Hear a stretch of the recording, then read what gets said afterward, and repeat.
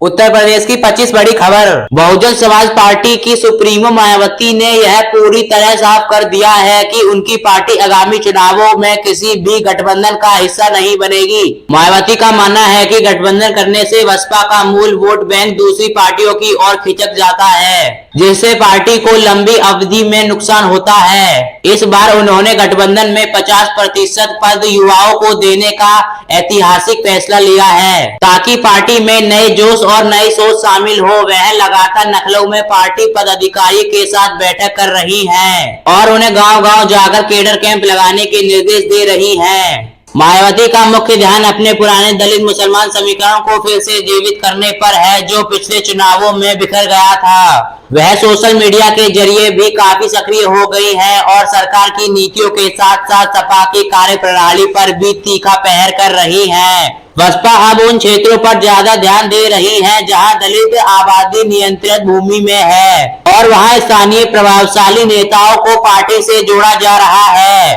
Party का लक्ष्य खुद को एक विश्वसनीय और अनुशासन विकल्प के रूप में पेश करना है, जो सत्ता में आने पर कानून का शासन स्थापित कर सके। राष्ट्रीय लोक दल के नेता जयंत चौधरी इस समय पश्चिमी उत्तर प्रदेश का राजनीतिक के केंद्र बिंदु बने हुए हैं। एनडीए में शामिल होने के बाद उन पर अपने किसान वोट बैंक को बचाए रखने का भारी दबाव है, क्योंकि विपक्ष लगातार उन्हें किसान विरोधी खेमों होने का ताना दे रही है। इसके जवाब में जयंत चौधरी ने गन्ने के दाम में बढ़ोतरी और बकाया भुगतान को लेकर सरकार के भीतर अपना दबाव बनाना शुरू कर दिया है। वह लगातार दिल्ली और लखनऊ के बीच दौड़ रहे हैं ताकि पश्चिमी यूपी के लिए बड़े विकास पैकेज और सिंचाई परियोजनाओं को मंजूरी दिला सकें। जयंत के कार्यकर्ता अब चौधरी चरण सिंह विस्तार को आधार बनाकर गांवों में पंचायत कर रहे हैं और लोगों को एनडीए के साथ रहने के फायदे गिना रहे हैं। हालांकि किसान आंदोलनों और एमएसपी की मांग को लेकर क्षेत्र में अभी भी असंतोष की लहर है, जिसे शांत कराना जयंत के लिए एक बड़ी चुनौती है। यदि वह सरकार से किसानों के पक्ष में बड़े फैसले करवाने में सफल रहे तो वह पश्चिमी यूपी के निर्विवादित नेता बन जाएंगे। अगर वह इसमें विफल रहे तो सपा कांग्रेस गठबंधन इस क्षेत्र में बड़ी विरोध ला सकता है। फिलहाल जयंत अपनी पकड़ मजबूत करने के लिए हर संभव राजनीतिक दावे पेश का इस्तेमाल कर रहे हैं। उत्तर प्रदेश में बेरोजगारी और भर्ती परीक्षाओं में होने वाली धांधली इस समय सबसे ज्वलंत राजनीतिक मुद्दा बनकर उभरी है। भर्ती और आरओ जैसे परीक्षाओं में पेपर लीक की घटना ने लाखों युवाओं के भविष्य को आधार में लटका दिया है, जिसका फायदा विपक्ष बखूबी उठा रहा है। कांग्रेस और समाजवादी पार्टी के नेता लगातार इन परीक्षाओं को लेकर सरकार पर हमलावर हैं और सड़क पर उतरकर युवाओं के हक की लड़ाई लड़ रहे हैं। राहुल गांधी की न्याय यात्रा ने भी इस मुद्दे को राष्ट्रीय स्तर पर हवा दी है, जिससे सरकार रचनात्मक मोड पर आ गई है। दबाव को देखते हुए मुख्यमंत्री योगी आदित्यनाथ ने पेपर लीक रोकने के लिए बेहद सख्त कानून लागू कर दिया है और दोषियों के खिलाफ बुलडोजर कार्रवाई की चेतावनी दे दी है। सरकार का दावा है कि वे पारदर्शिता तरीके से नियुक्तियां कर रही है और जल्द ही नई भर्तियों का कैलेंडर जारी किया जाएगा। हालांकि युवाओं के बीच फैलो विश्व को दूर करना सरकार के लिए आसान नहीं होगा, क्योंकि युवा वर्ग चुनावों में निर्णायक भूमिका निभाता है। सोशल मीडिया पर जैसे हैशटैग का ट्रेंड होना या बताना कि यह मुद्दा डिजिटल वर्ग में भी काफी बड़ा है। सरकार अब नई भर्तियों के जरिए युवाओं को खुश करने में है, जबकि विपक्ष इसे अपना सबसे बड़ी जीत मान रही है। उत्तर प्रदेश की राजनीति एक बार फिर से मंडल वनम कमंडल के दौर की ओर लौटती दिख रही है, जहाँ एक तरफ हिंदुत्व और दूसरी तरफ जातीय समीकरण। भाजपा अयोध्या में राम मंदिर के निर्माण और काशी मथुरा के विकास को अपना सबसे बड़ी संस्कृति और राजनीतिक उपलब्धि के रूप में पेश कर रही है।